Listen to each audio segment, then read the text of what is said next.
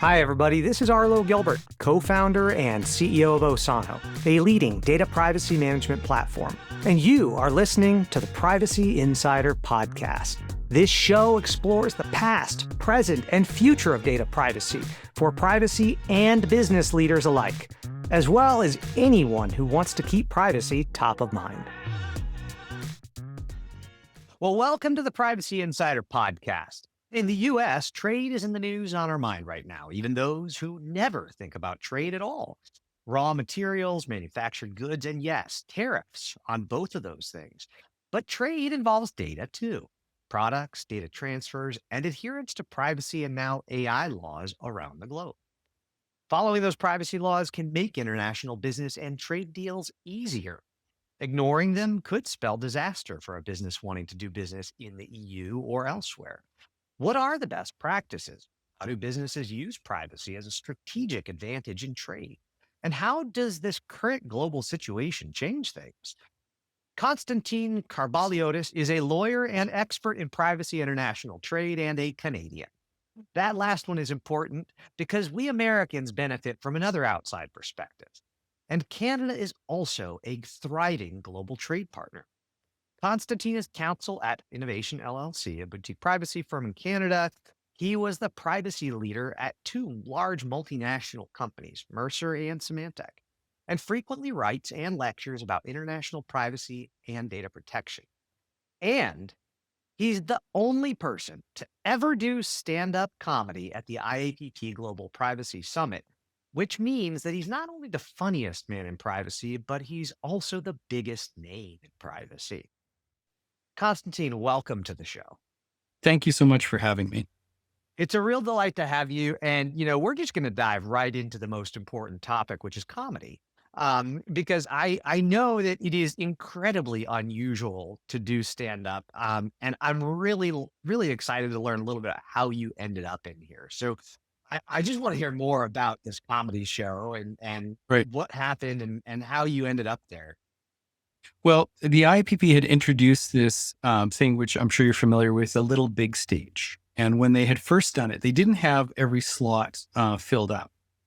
So they foolishly said to me, we have a 20-minute slot that is open. Would you like to use it to talk? And I said, of course I do. Now, of course, they didn't actually ask me what I was going to talk about. So I went up and I started telling jokes. And it started with, I don't know what's funnier, that you paid to come here to listen to me tell jokes or that I paid to come and tell you jokes. And it went downhill from there. So they've never actually repeated the exercise because clearly they learned their lesson.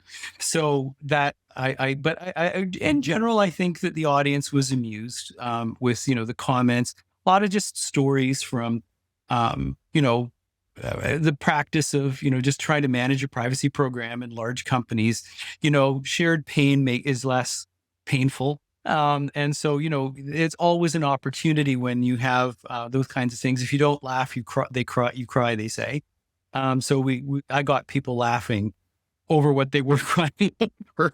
So it's, again, it's a cathartic kind of approach to dealing with the stresses of privacy. Well, not having been fortunate enough to attend that show, and I certainly won't ask you to repeat them. Like, what do you exactly joke about when you get? I mean, this is a very serious crowd. Well, yeah, but like one of the things I always love telling Americans is, the Europeans think we're adequate, and that's. And maybe that's actually damning with faint praise, but it ties into the topic we're going to talk about, which is trade. So there are so many different things, and of course, just telling stories from the various and sundry exciting things that employees have done with personal information. Why on earth would you use real data in a training class situation of your ex-boyfriend and his current new girlfriend to demonstrate to the class how to access the system? It's really, again, you can only laugh at these things because otherwise you cry, So, and we all have these stories. And this is where I think you have to be careful, of course, to keep it relatively anonymous, protect the, reputation of the guilty. But at the same time, these are always the stories. I mean, people learn from stories, and, anecdotal funny stories are often the best ones. My favorite way of leading in, often, especially to people who are non-privacy, is to tell the story of the pig. So are you going to tell us the story of the pig now? Because I'm dying to Here's the hear it. pig. It's a very important compliance story. So this guy was having this really bad day, and he decided to take a drive in his convertible through the hills. You can imagine this, maybe in California, winding road, and he's beginning to relax and feel better about life until a car goes in the other direction, and a woman sticks her head out her car and yells "pig" as she goes by. And he gets all mad and upset. He's saying, "Why is she calling me a pig? She doesn't even know me." He puts his foot on the accelerator, goes around the next curve, runs smack into a pig. And that's our job, is to tell people about the pig around the corner. They often hear that their systems are piggish or that their processes are piggish, and they're not really listening to the message, which we're trying to deliver, is that there's a pig around the corner. And unfortunately, most of the time, our job seems to be cleaning up the bacon. So there you go. I love that you're able to take such a often dry topic and make it so entertaining. Was comedy always something that was a piece of you? Was it a way to Well, deflect? Was it something you did because you were a stand-up comedian? Like, how does this? I don't know. I think most lawyers are frustrated actors or comedians of some form or another, and I've always said, the reason I didn't go into stand-up comedy was because everyone kept telling me to sit down. I think a deflection, I don't know. I think it's a way of softening messages. It's a way of, like communicating to get a message across so that, the best sort of backhanded compliment was, in various trainings, I never thought privacy could be so interesting. And I'm going, oh, thank you. I've just devoted my life to this, but okay. But that's exactly the kind of point we also have to reach is, to get the message across, to persuade people, because we're always selling, right? We're always selling this thing called privacy. We're educating and selling. And, it's sometimes I think, in my experience where privacy people fall down is we haven't taught them that soft skill, right? They think that, these rational, logical arguments should work. Well, you don't know people then, right? That's obviously clearly not a winning strategy. Yeah, we are not a rational species many times. Yeah. Yeah. No, I'm fully convinced the real reason we haven't made contact with alien intelligence is that they're staying well away from us. Again,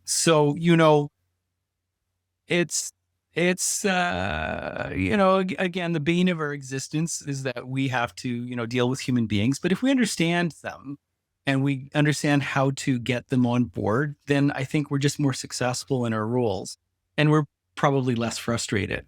But I like to think that I'm funny. My wife and children beg to differ frequently.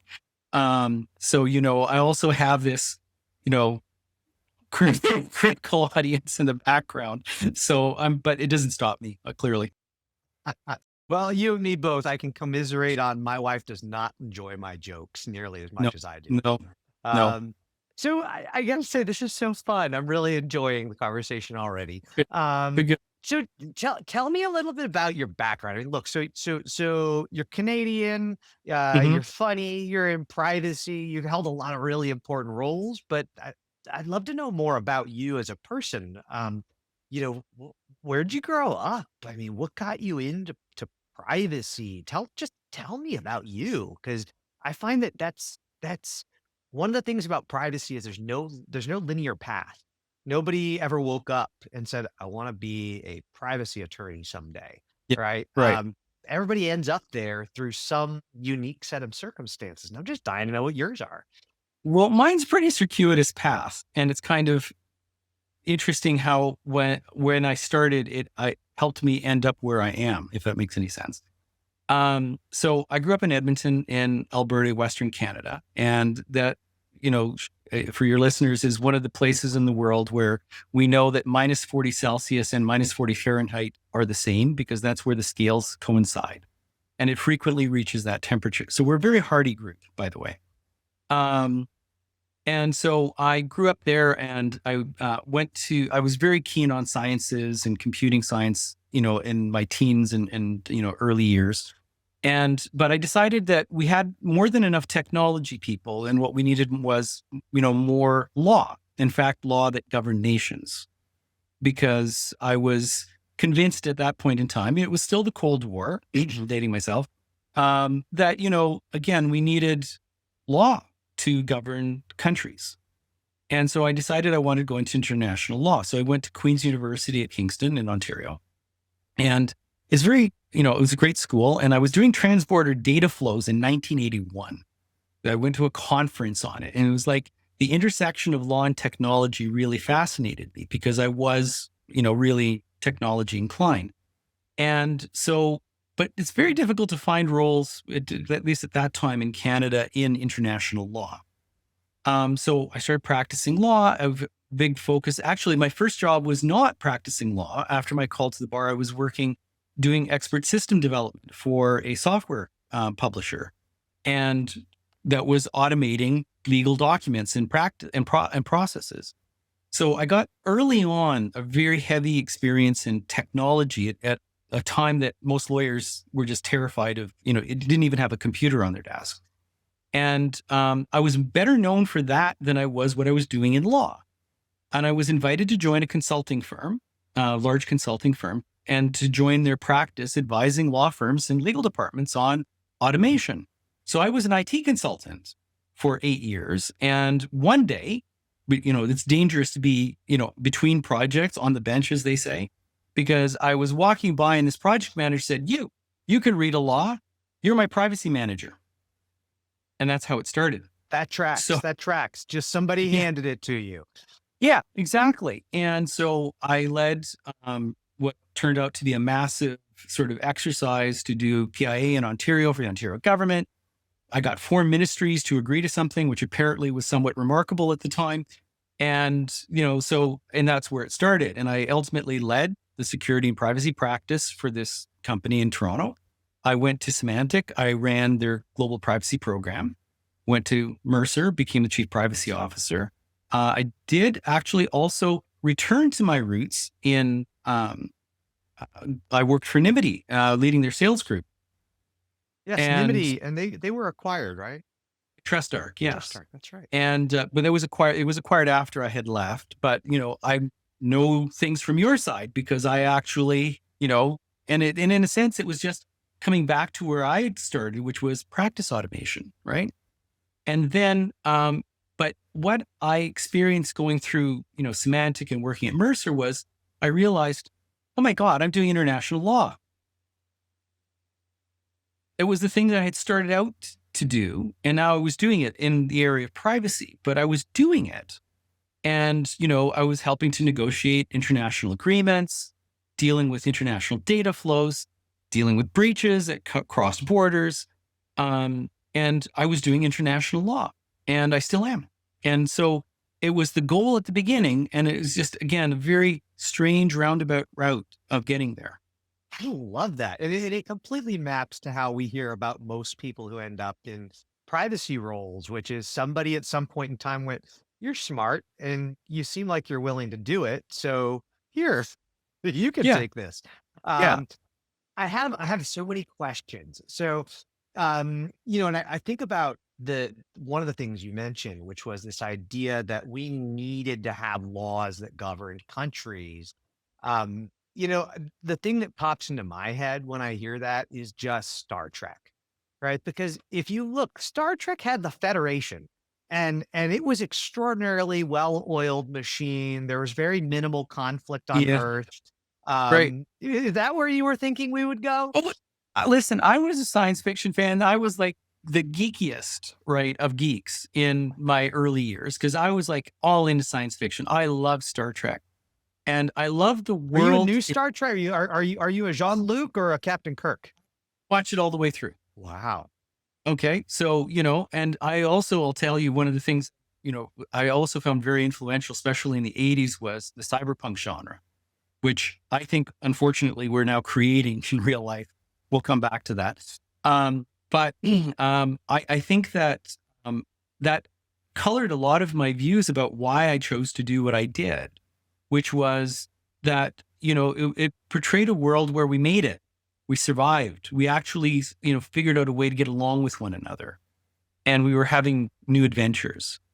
And, I do think that that was very influential for a generation of people who thought that is possible, that we can do that.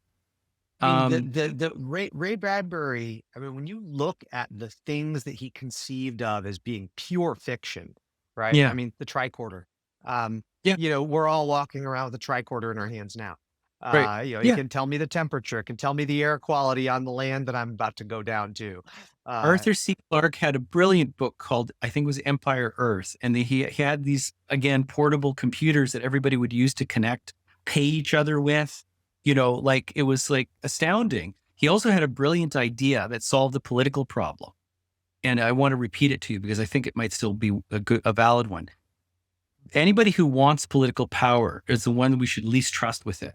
So in his future, he had people being drafted into the job and they would be given time off for good behavior. Interesting.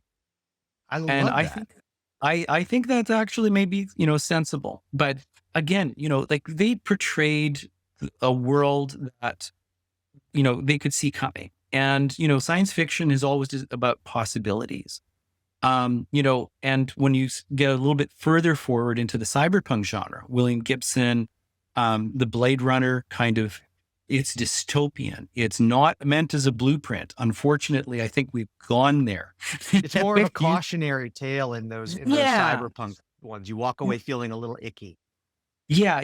Like what I think captured people's attention and imagination was this idea of delving into data, that interaction directly with information.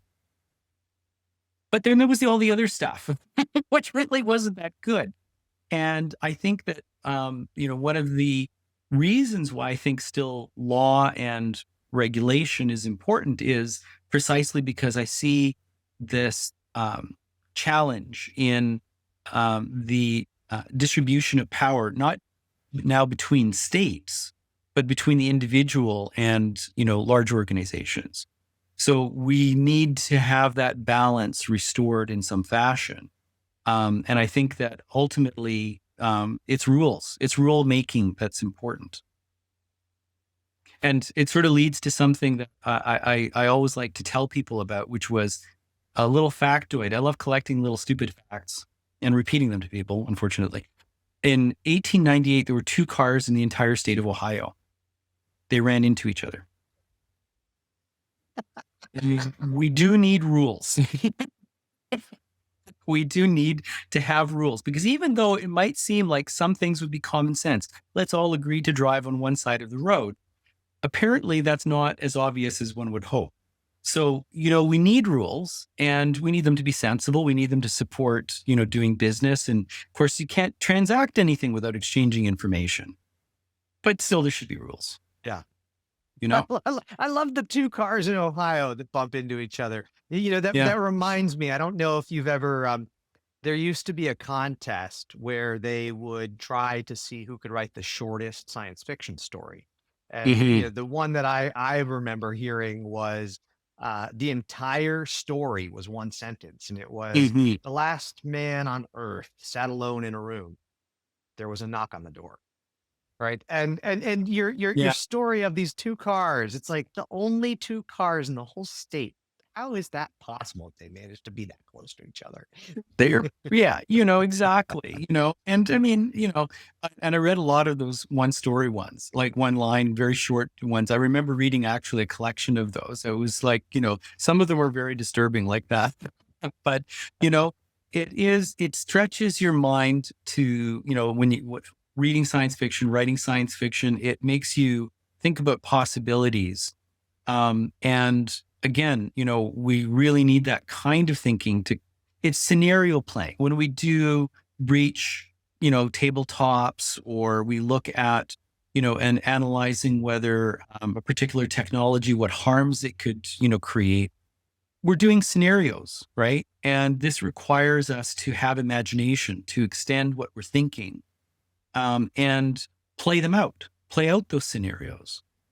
So I think that, science fiction fantasy is really good at like stretching your mind to contemplate possibilities. Absolutely. Um, so I do have a couple other questions on this topic before we jump on to a little bit more topic about privacy. But on the science fiction side, I don't get a lot of science fiction fans. I also am a big Mm, science fiction fan. So, Isaac Asimov was yeah. read Line. everything he ever wrote. And Upper line. First yes. book I read, Rocket Ship Galileo. Oh, that was a classic. Uh, from that point, I was done. That was it. So you're clearly a science fiction fan. Whether it's 1984, Minority Report, or the books that we're talking about, are there any of these stories that you look back on now and you feel were particularly foreshadowing? William Gibson's trilogy. Yeah. I think that the And for those who don't know, this is Blade Runner, Neuromancer, and what was the other one? Overdrive. I think I can't remember the other one. And it was set in a very dystopian future, which was you either worked for one of these large corporations or you were, left by the wayside, or potentially you were one of these cowboys who were the hackers, who were the go-betweens living basically on the periphery of the law. And, in actual mortal danger, because hacking could actually be fatal because of, ICE, anti-intrusion measures could actually kill you because you were engaged with the data so deeply. And so it was a very interesting sort of world. It really, I think, rocked science fiction when this started coming out. And again, I think that the reason it was so engaging was this vision of interacting with data in this way. And it really presaged a lot of, I think, where we're going with AI, where we're going with, the power that analytics has, and definitely with the concentration of power in relation to large organizations over data. I want to make a t-shirt that says, it's the data dummy. It's the data. And because it's only the data that we need to really be thinking about these days. And I And, assume this is a reference to the line from American Politics. It's the economy, stupid. yeah. It's the data. The data is the economy. That's what people have missed, right? And this is, again, circles back to what we're going to be talking about in relation to trade. And, so I do think that not the failure to understand how significant the fourth industrial revolution is, that this is a data-based, change in our underlying economic system, and understanding the control over that is really the fundamental issue that we're facing today. And again, why rules are so important. So are you going to let Elon put a Neuralink in your brain? Heck no. All right. So let's talk about privacy. So, you talked about the early 80s and getting involved in, international law and having exposure to data. I got to be honest, in the 80s, what kind of international data trade and transfers even existed? Well, there was already a concern from the US that privacy laws, which were being introduced, in the Nordic countries, would be a non-tariff barrier to trade. Because what was clearly, even though it was mainframes, there was a recognition that there was going to be a centralization of data in, countries which had that capability. And so the US felt that under the guise of privacy laws, they were trying to prevent, data from being housed in large data centers, principally in the US. So you see, this is still the issue, right? This has not gone away. And, so it started then, but it also encompassed things like, well, with satellites, you could know in the US, based on looking at, from satellites, whether a third world country's crop was going to fail or not. And the notion that that information shouldn't be denied to them because it's their country after all. So a lot of these issues were, being looked at in the early 80s. And that's when the OECD came up with a framework in order to ensure that the rules went with the data. I mean, that's my summary. The rules must go with the data. So, that you protect information, but at the same time, of course, the OECD's role to facilitate the free flow of data. And this, I would say, has always been my perspective, is that the rules should flow with the data. We should be able to create trusted environments in which, again, we can use the capabilities that are offered by tech companies or whomever, wherever they are, with trust. And I think that's the principal reason that we've seen, that principles-based law, the development of the internet, all of the things that we've seen since that time have been based on this notion of there will be a free flow of data. And I think that's being challenged right now. Yeah, walled gardens, international borders. It seems like that free flow of data, commerce and countries have recognized that the data is valuable and that it needs to be controlled in the same way that they control energy and oil and all the other things that countries produce. When you think about, you mentioned that the Nordic countries were storing data in their data centers, and the U.S. ended up viewing this as being a potential trade issue, and I think that's so fascinating in the context of what we're talking about today. Yeah. Um, but before we jump into the trade topic, I'm super interested in understanding what happened? So the 80s, the Nordic countries are doing this. Was there a result? I mean, did we go and enact new trade legislation to try and answer that, or did we wise up and recognize that countries have to store their own data? Well, it wasn't so much that they were storing their own data. They wanted, again, rules to apply to the data. And so the OECD framework was a response to this to ensure that there could be trusted transfers. And I think that opened up a lot of trade in services. And so what we saw was an expansion over the years. And of course, in the 90s, as the personal computer became much more prevalent, and then finally the internet, that it just exploded. And there was, however, a reaction to the fears or concerns about how this information was going to be used, because of course the EU passed the privacy directive in 1996. I'm trying to remember the exact year. And Canada's response, which was PIPEDA, the Personal Information Protection and Electronic Documents Act, was done primarily to facilitate the free flow of data between Europe and Canada. We got adequacy. That's the joke earlier, remember? So we got an adequacy recognition. I think, partly was also to sort of slap America upside the head and say, look, the Canadians can do it. You ultimately settled on the safe harbor framework. And we know what happened to that. And it was replaced by Privacy Shield. Schrems 1, Schrems 2, Privacy Shield gets knocked down, US data transfer framework. All of these were mechanisms to try to, again, address the concerns of how data is accessible and usable in its flow between countries. We want to ensure the rules flow with the data. Where everything falls down is that while this works on private sector organizations, it's never been effective against the US government, which always has the ability to look at information.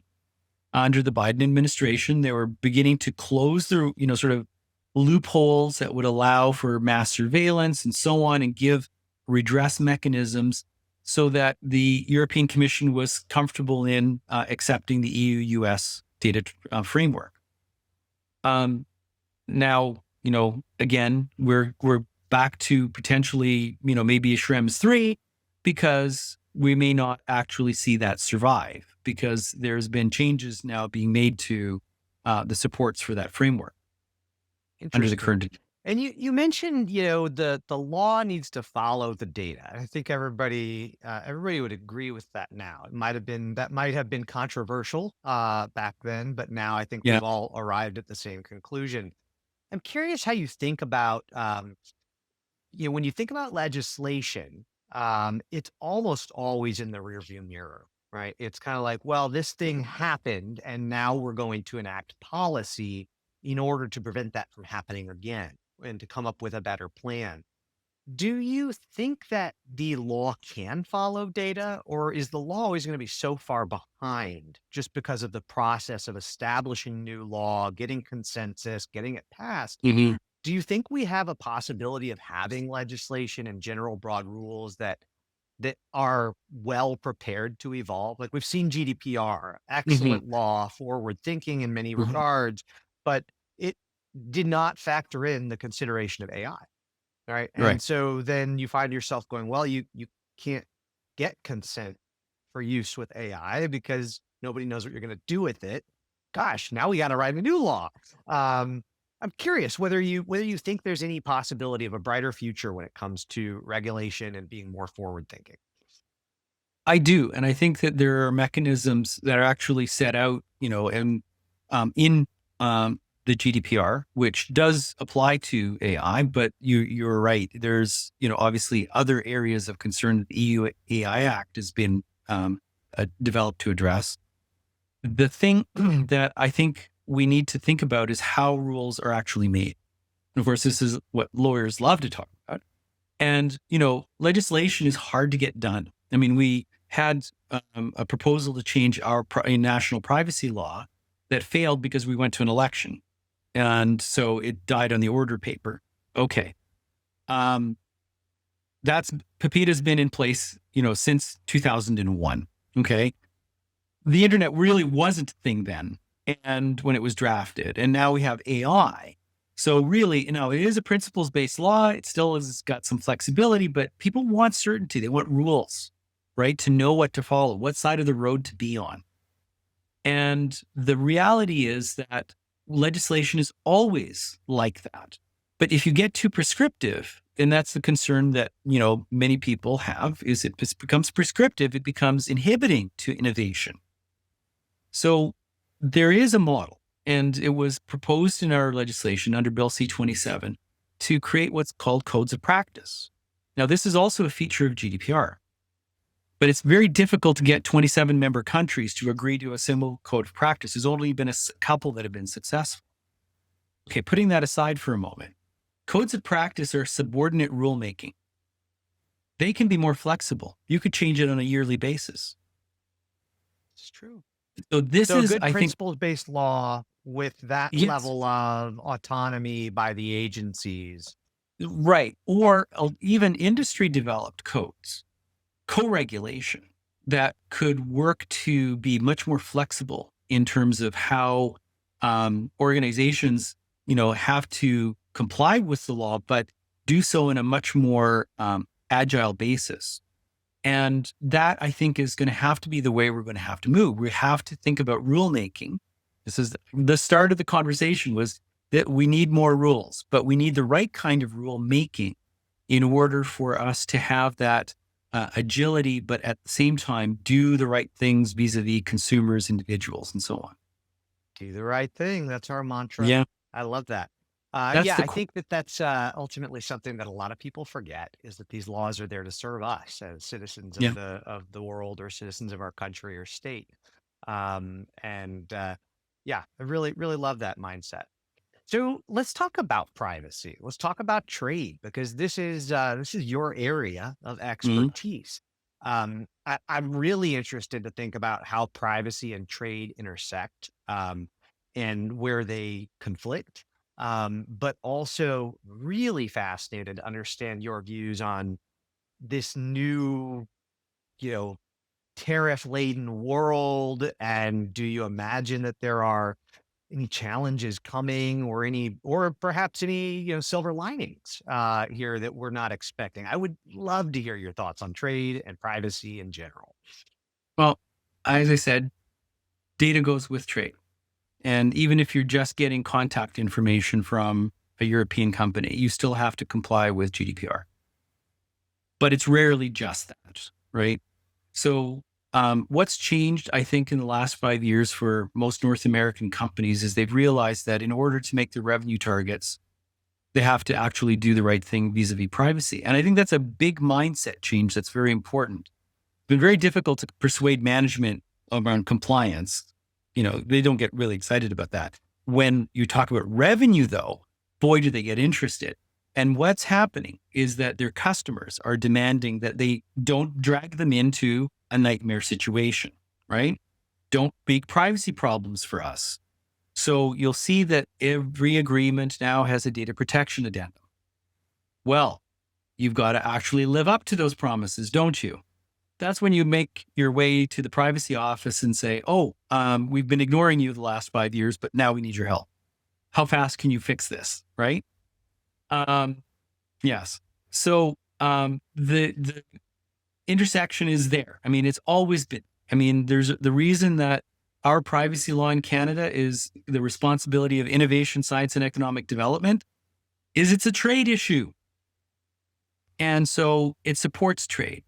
There's the cross-border privacy rules, which is the global privacy, global cross-border privacy rules forum has been initiated to take the APEC CBPR and expand it. And why? Because it facilitates trade. So again, we need to know that we're dealing with trusted parties. This is now a B2B issue. And that, again, brings us back to revenue. You've got to show you've got the right controls in place and you can live up to them. And so that's the connection. It's very simple. You will have to actually do these things now if you want to make your revenue targets. So how there is impacts with what's been happening. Well, a lot of the focus in the trade war at this stage has been on goods. And it sort of is missing that a lot of that, supportive for the, trade in goods still requires data to go back and forth, right? And so if you want to expand your markets, and that is something that the Canadian government, for instance, is encouraging Canadian companies to do right now because of the concerns about the tariff barriers that they may be facing with the US, they're now encouraging companies to think about cross-border privacy rules and how to, again, align with these requirements so that we can expand our business. That's simple. So, and for US companies, it's going to become a little bit more challenging because as these other changes in that your administration is bringing in terms of maybe undermining some of the EU-US data privacy framework, it's going to get harder for US companies to demonstrate that they're able to honor the commitments that they're making. It is very much a concern for every European. I once, in one of my roles, was being raked over the coals by an English solicitor because of the NSA. And I was going, I'm a Canadian. I don't know why you're giving me trouble about it. And we were able to work it out. Did he think that stood for North American security? I don't really think he was tweaking into we're not America. Anyway, we have this continuing problem with multiple parties now. Anyways, we won't mention any names. The thing that we managed to get him over was, okay, if we don't really need the names of the individuals, we can just simply assign a random number. And suddenly we've anonymized it in our hands. And then everything was better. So I think what organizations have got to do if they want to find preserve their business, but also increase it, is find ways to address these concerns using technology, administrative measures, all that, what's GDPR, technical organizational administrative measures. Because Schrems 2 was very clear in the decision that contract alone is not enough. The standard contractual clauses are not enough. You need to have those other mechanisms to demonstrate that you've got the right controls in place, that you can honor your commitments. So this is where privacy people are really essential. We're the glue between law and technology. We have to help make those controls meaningful so that we can give the confidence to our business partners that the right controls are in place. We can honor our agreements. So I think that is the real challenge now for the US, for US businesses, is to be creative in thinking about how to offset or augment the privacy protections. It may mean it's encrypted, I can't see it. It's zero knowledge, for me. And that may be the satisfactory way to solve, some problems. In other situations, it may be, de-identification, tokenization, other strategies can be applied to minimize, not zero the risk, but to mitigate it so that, again, your business partners are comfortable. And I think that's going to be generally the direction we're going to have to go. While earlier it was about the free flow of, data, I think increasingly now it's about assuring, again, our business partners that the rules actually flow with the data. Yeah. When you think it's interesting, so when I look at the technology ecosystem as it's evolved over the last, call it 30 years, right? We kind of think of that. I think of that window as being the real commercial internet that we are all familiar Hmm. with, right? Kind of started mid 90s ish, as Hmm. if you were, I don't know what you had in Canada, but in America we had all these AOL CDs that would get sent out to you, and I assume you had CompuServe, CompuServe. CompuServe in Canada. Okay, Yeah. that's a blast from the past. Yeah. Um, so, one of the things that's interesting is, we look at the evolution of kind of internet technology in general and Mhm. how businesses tended to use it, right? So in the beginning, it was, well, we're going to stand up a website and we're going to maybe see if we can do a brochure for the products that we offer online. And they lived in usually a single server that they probably owned or leased, right? There wasn't really any data there that could be Mhm. exfiltrated or transferred. Right. And then we saw this shift towards the cloud and, the AWSs, but we saw a real drumbeat of collect as much information as you can at every given moment in a Yeah. customer journey, store it forever because Yes. you just don't know when you might want to use it, right? Or there might be value that you're. So we did a very good, not we, but we royally did a very good job as a society of convincing businesses that they needed to store this and essentially Yeah. become the hoarders of the world, right? Um, but now we're going to them and going, actually, turns out not the best plan, right? Yes. So there's this legal framework side of it, but there's Mhm. also, I think, a fairly significant part of just getting the momentum that was established over the last 30 years of collect, collect, collect, and Mhm. convincing people that you don't need to collect, collect, collect. You should collect what you need and you should be Yeah. clear about it and you should store it for how long you want to store it. I mean, when you're out talking to clients, when you're engaging in, with regulators, does this become, is this a problem we can solve? Yes. Okay. But the problem is we've built a house on sand. And I will say I was speaking at the ARMA New York event at the beginning of March in New York. Um, and I was talking about the intersection of privacy, data retention, and AI. And the reason that this was the topic that, they asked me to speak about was, of course, they're at the forefront of managing, doing information management, retention. We have built our house on sand because we don't know. We over collected. I got your name, your mother's maiden name, your shoe size, your favorite color is blue, this sort of thing. And without any sort of notion of why we were collecting. And it sort of undermines this whole notion of lawful basis, right? We have to have a reason for collecting information. It's principle of Canadian law as well. Limit how much you collect to what you need to fulfill the business purpose. Anything else, you really need to either get consent or you have to have some other legal justification. So that's a principle that's, being articulated in fact, in US state laws now is, data minimization.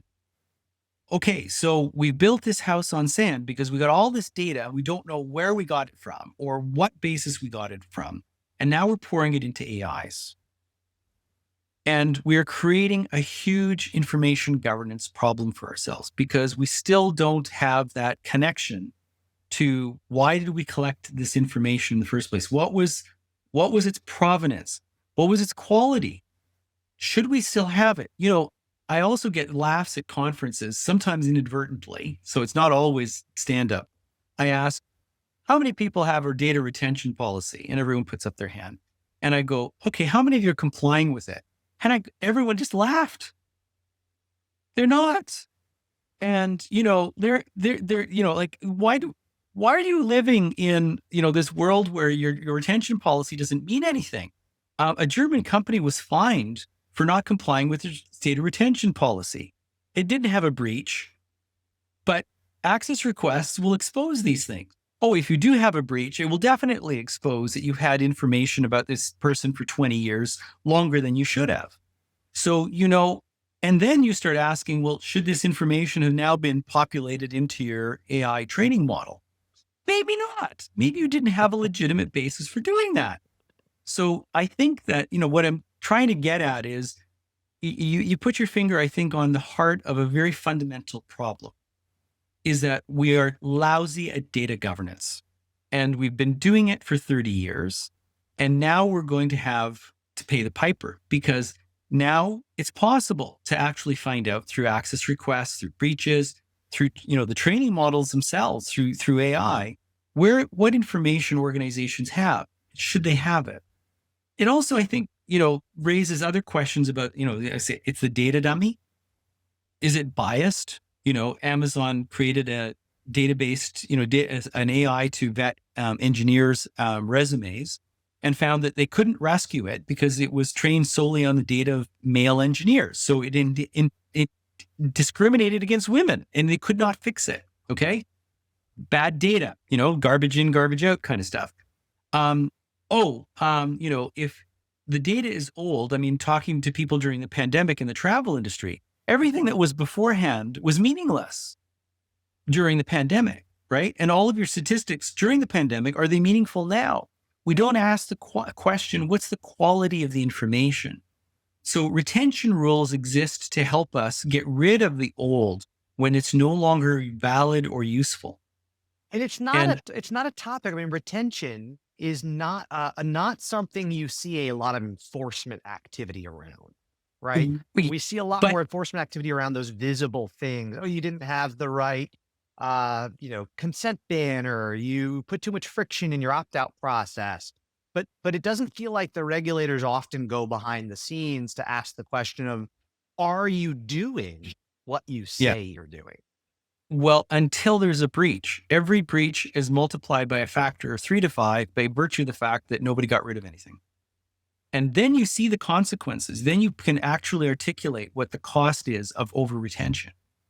And that's when, commissioners in Canada, right, state attorney generals do get excited about retention, because they can say, why do you have this data from 20 years ago? Your breach multiplied by that much, and you can quantify it. So I do think that, when we start now, bringing this back into the AI world, we're going to start asking the question, is the data that you are, training, like you said, we just glommed all this information in. Is it something you legitimately should have had when your own retention policy said, you can see, this is where you're going to be hoisted by your own petard? You're going to have to translate several of those words for me, by the way. It's not an expression I get to use terribly often, so I jumped on the possibility. And so I have a vocabulary, I will use it. So the point I'm going to make is that, everyone has documented their retention policy and is just waiting there for some litigation lawyer to go, oh, so this is what you said you were going to do, but you haven't been doing it. Yeah. That's my translation of hoist by your own petard. So the reality is that, again, we do not govern data well or properly. And this is going to lead to a host of problems. And there's, I often tell people, a data subject access request is a penetration test of your privacy program. Ooh, I'm going to steal that, by the way. I like that. That's a very good phrase. You could always just give me credit, but steal. But it is, you're going to find out these things, based on the responses, if they're honest, as to what information you have about an individual. And it'll also tell you how well that they actually, you're performing in terms of responding to them, how accurate you are, because they often have lots of communications from you, and they can say, well, I know you know this about me, but why didn't you say so in your data subject access request response? Yeah. So, it is a great, opportunity, and there are businesses evolving around, like automating these and becoming agents. So, I have to admire the United States, very innovative in terms of its opportunities to use litigation as a industry. We're not quite so litigious in Canada, but there's still class actions Yeah. here. But at the same time, you guys blow us away.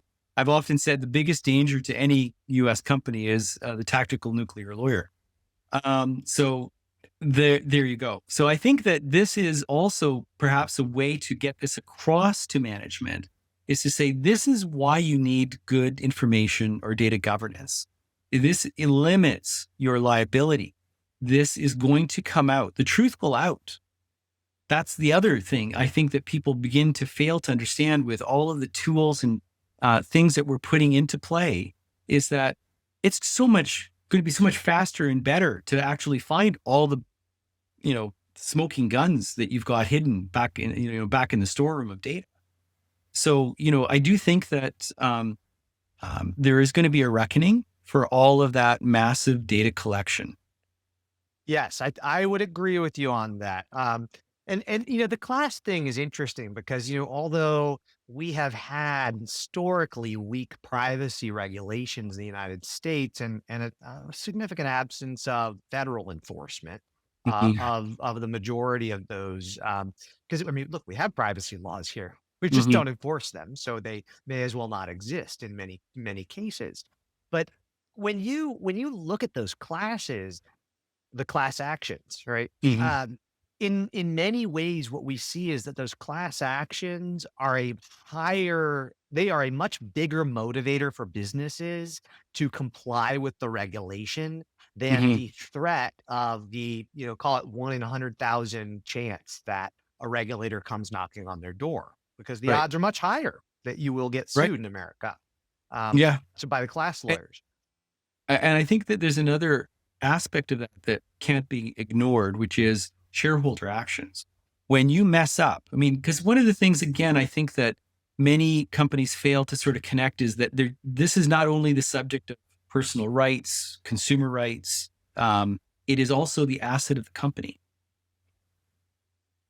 If people treated money the way they treat data, a lot of people would be fired. We haven't made the connection mentally that data is an asset of the company.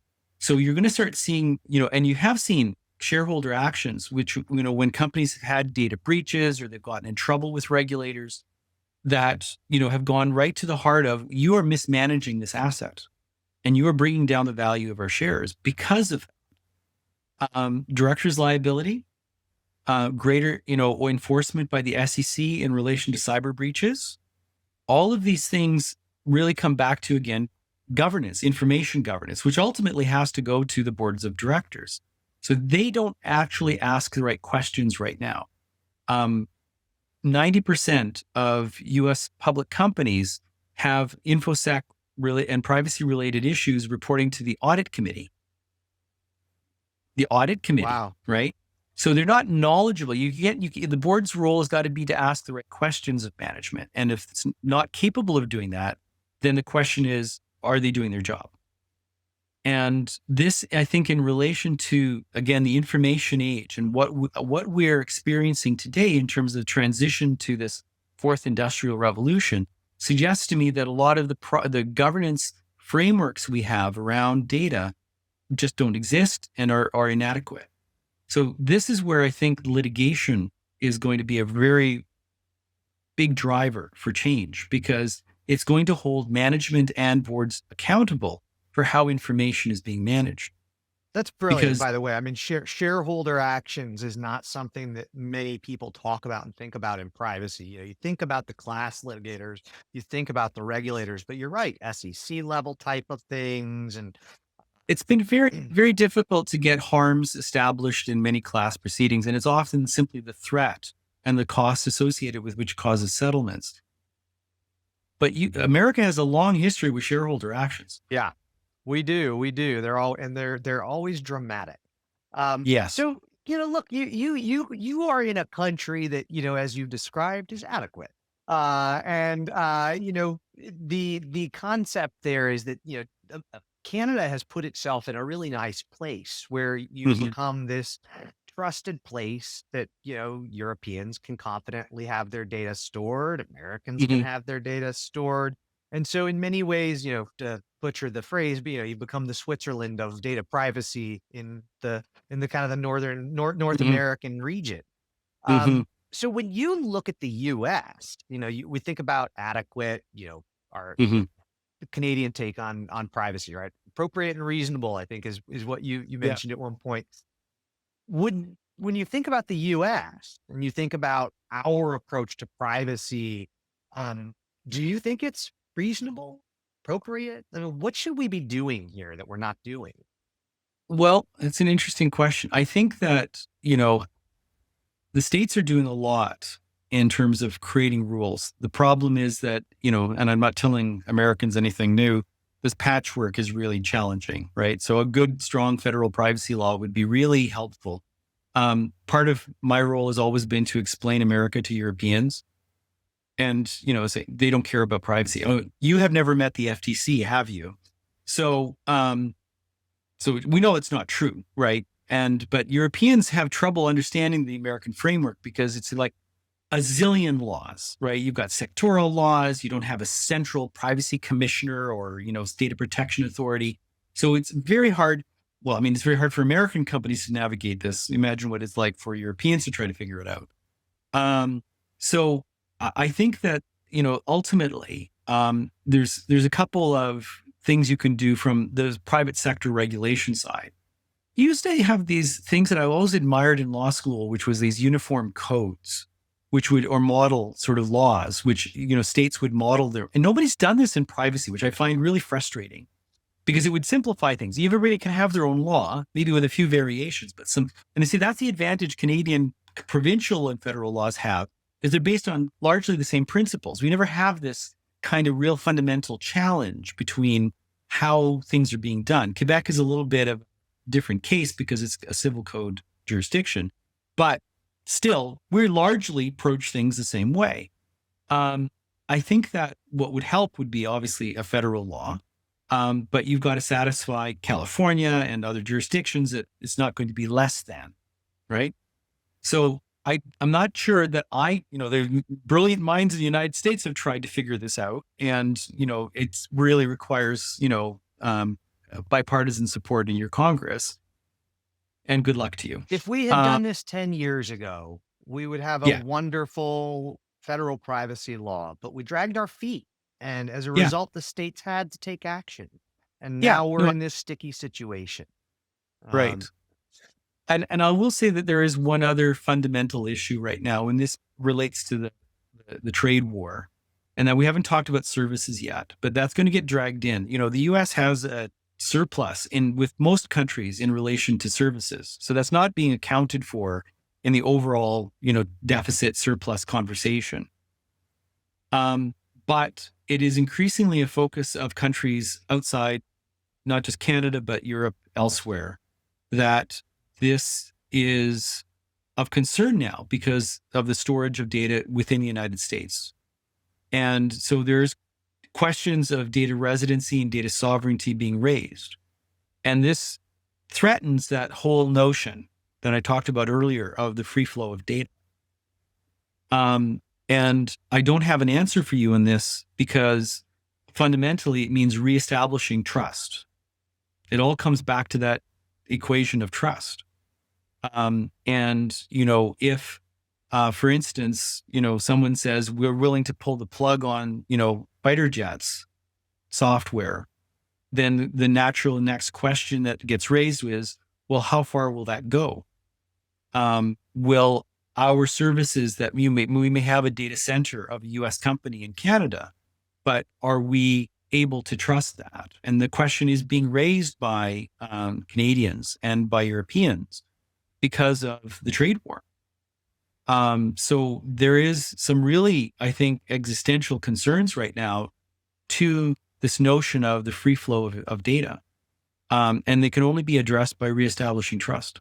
which we're not in a great position to do today, unfortunately. And, as I think, was it George W. Bush had said, fool me once, shame on Shame on you, fool me, and you can't get fooled again.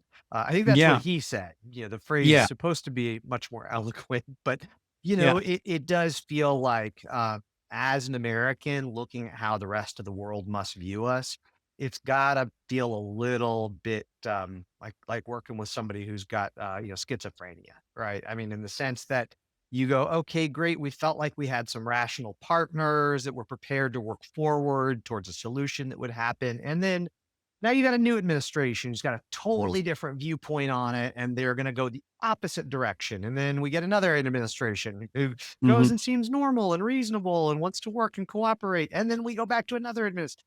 It's got to be, I mean, I'm curious, what do you think we have to do as a nation to reestablish trust with our trade partners? Let's go ahead and just assume we're talking about 4 years from now, that we have that opportunity. Because it doesn't look like it's gonna happen right now. I'm going to start with where I started, the rule of law.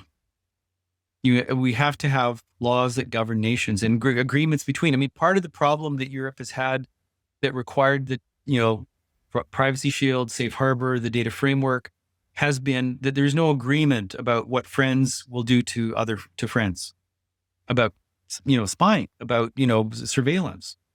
We need agreements. We need that, United Federation of Planets approach to like confirming that we can trust one another. It's, return to the rule of law. And the real problem is going to be reestablishing that trust. Our prime minister, who was just recently reelected, has said our relationship will never be the same. That's a very shocking and hard thing to hear, from our prime minister. It's hard, but it's not wrong. He said what we're all feeling, and there's a real sense, I think, in Canada of a grieving over a loss of a friend. Yeah. And I don't think that should be underestimated. But we have to move on, Yeah. and we have to survive in this new world, and it's going to be tough for everybody. And we can only hope that the course will be changed at some point in the future. But right now, because of these whipsaws, we have to move on. Yeah, I mean, and look, if we had a corporation that, 1 year was up and the next year was down, and 1 year was up and the next year was down, you couldn't buy from them. You couldn't invest in their stock. Um, Right. and it does feel like we are creating problems for ourselves here. Well, Constantine, this has been really wonderful. I'd love to understand. We always like to talk a little bit here about, I'm a privacy pro, but, and you've got such deep, interesting thoughts. You're a very funny person. Is there anything you do that you wouldn't tell other people that they should do? I use probably technology a little bit too liberally when it comes to, like, my Amazon devices. I love telling it to do things. Tell me, oh, I really annoy my family with tell me a dad joke, because at dinner time, because they're awful. They're really awful. Amazon does not have a sense of humor. And but I just love the scenes of pain expressed across their faces. And I listen to music, and I like automation. I love to use automation. I drive my wife crazy because I know when she's left the house, and because I have a monitor on the door, the garage door, mostly for security reasons. But where are you going? And you How do have a you? consent notice on the door, I'm sure, that says I'm No, collecting this no, data. no, no. My kids go. You've created a surveillance. I said my first assignment. My son just finished his degree, and he wants to do some work with me. And I said, okay, the first thing you can do then is a PIA of the house. So he is going to. Oh yes, oh yeah, Dad. We're definitely doing that. So That is awesome. Well, Constantine, thank you for joining us today. This has been a really delightful conversation. And for folks who have been listening today, please go take a look at Innovation LLP. This is the law firm where Constantine spends the bulk of his time these days. You can find them online. It's two N's. It's nNovation. and they're excellent. So if you need any help in Canada or with global trade issues related to privacy, we can't speak highly enough of you and your firm. So thank you for joining us today. Thank you. Thank you for listening to this episode of the Privacy Insider Podcast. You can find a full transcript of this episode and any show notes at osano.com. That's www.osano.com. And while you're there, get access to an excerpt of my book, The Privacy Insider: How to Embrace Data Privacy and Join the Next Wave of Trusted Brands, which is now available on Amazon for purchase. Until next month, take care. And remember, data privacy is a fundamental human right, y'all.